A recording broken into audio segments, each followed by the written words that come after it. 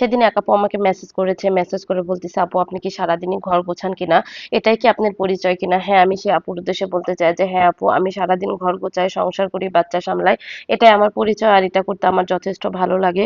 আমি সারাটা দিন আমার সংসারের পেছনে সময় দেই, আমি কিভাবে আমার সংসারটাকে আগলে রাখবো, আমার বাচ্চাটাকে আগলে রাখবো, আমি সারাদিন এই চিন্তাই করি।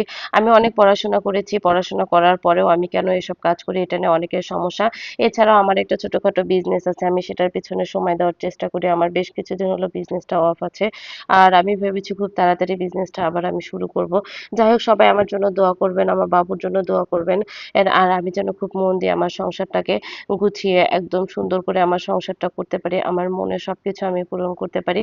আর যারা সবসময় আমার পাশে থাকেন, আমার ভিডিওগুলোতে লাইক কমেন্টস করেন, তাদেরকে অসংখ্য ধন্যবাদ। আর যারা এখনো আমার ভিডিওতে লাইক কমেন্টস করেন নাই, তাদেরকে বলবো যে আপনি আমার ভিডিওতে, যদি আমার ভিডিওগুলো ভালো লেগে থাকে তাহলে ছোট্ট করে একটা লাইক দিয়ে দিবেন। আসলে আমরা মেয়েরা খুব মানে যত্ন করে সংসার করতে সবাই পছন্দ করি। যাই হোক, সবাই ভালো থাকবেন। আল্লাহ হাফেজ।